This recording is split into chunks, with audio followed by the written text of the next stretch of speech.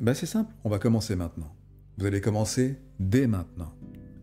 On va regarder, on m'a posé une question il n'y a pas longtemps.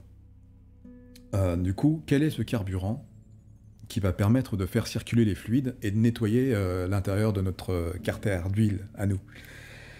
Eh ben, un carburant le plus élémentaire possible, il y en a deux, hein. Mais un des carburants les plus élémentaires possibles, c'est l'eau. Oui. Vous allez mettre de l'eau là-dedans. Et cette eau, vous allez faire en sorte qu'elle circule. Pour qu'elle circule, il faut qu'elle circule dans tous les recoins, dans tous les tissus, dans tous les organes, enfin les organes qui veulent bien de cette eau, bien entendu. Et pour cela, vous allez la mettre en mouvement à l'intérieur de vous-même. Pour la mettre en mouvement, vous allez faire des exercices physiques, intellectuels et respiratoires principalement aussi. Voilà où est le deuxième carburant. L'air. L'air que vous respirez. Donc vous avez besoin d'eau et d'oxygène. Tout simplement. Ce sont les deux carburants les plus élémentaires dont vous avez besoin pour améliorer vos performances physiques et intellectuelles. Et pour vous débarrasser de tout ce que vous avez engrangé, accumulé depuis des décennies. Pour ce qui est des aliments solides, qu'il faudra privilégier, eh ben, c'est simple en fait. Vous allez comprendre que tout ce qui vit dans votre environnement, tout ce qui est vivant, a la capacité de vous fournir de l'énergie. Tout ce qui est mort a moins cette capacité-là. D'un point de vue vibratoire, tout simplement, et d'un point de vue probablement bactérien et enzymatique pour notre part, nous ne sommes pas faits pour assimiler du mort, ou du non-existant, ou du non-vivant. Aujourd'hui, dans notre alimentation moderne, beaucoup de produits sont transformés. Beaucoup de produits sont transformés, et donc sont dénués de vibrations, sont dénués de vie, ou alors, du moins, s'ils ont une vibration, elle n'est pas forcément bonne pour nous. C'est-à-dire que pour beaucoup de produits que nous avons l'habitude de consommer, les vibrations ne sont pas en phase avec ce que nous sommes. C'est d'ailleurs pour ça que ça change ce que nous sommes. L'alimentation a une tendance à modifier nos comportements. Pourquoi ? Parce que l'alimentation a une tendance à modifier ce que nous sommes. Elle a un impact sur notre ADN, elle a un impact évident sur notre capacité à vibrer.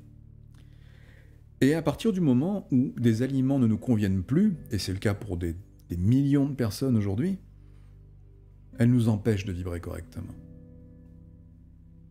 Et c'est ça qu'il va falloir réapprendre à faire, c'est vous diriger vers des aliments qui vous fassent vibrer.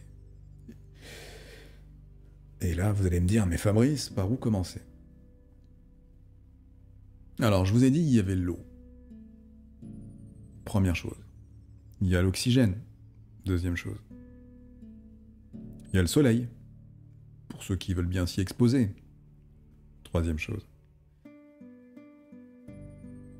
Et après, on va partir sur les fruits et les légumes les plus naturels et les plus sauvages possibles. Alors oui, et là vous êtes en train de vous dire, attends, il est en train de nous dire qu'il faut devenir végétarien. Je ne suis pas en train de vous dire qu'il faut devenir végétarien. Là, ce que je vais vous dire, c'est que pour avoir accès à une meilleure santé, à de meilleures capacités de régénération, une meilleure capacité de vie tout simplement, il va falloir que vous fassiez des efforts. Pardon, j'ai utilisé le mot effort, j'aurais pas dû. Mais il va falloir que vous fassiez des efforts sur ce que vous faisiez jusque-là. Évidemment, ça va vous demander un peu de travail, un peu de discernement, et surtout, de ne pas écouter les autres. Parce que vous allez avoir un problème de taille, c'est que vous allez être confronté au regard et au jugement des autres. Et c'est normal. Tous nous avons appris que c'était ça l'alimentation, que c'était pas autrement que comme ça. Tous nous avons appris ça depuis notre petite enfance, par nos parents, par l'école, à la cantine. On a appris comment manger. On a appris comment se comporter avec notre repas. Et si tout cela était faux? Et si là, j'étais en train de vous annoncer que tout ce que vous avez appris était faux? En tout cas, qu'il y avait pas mal de points à remettre en question. Et là, vous allez me dire, mais pour qui il se prend, lui? Oui, pouvez-vous le dire. Mais demain, ce sera vous qui serez à ma place et on vous dira, mais pour qui il se prend, lui? J'en viens. Alors, vous allez avoir affaire à des comportements face à vous qui vont vous dire, mais pourquoi tu manges? Pourquoi tu manges comme ça? Pourquoi tu manges plus ci? Pourquoi tu manges plus ça? Et il ne faudra pas en tenir compte. Il faut les laisser dans leur expérience de vie. Ils vivent une expérience de vie par laquelle ils sont obligés de passer.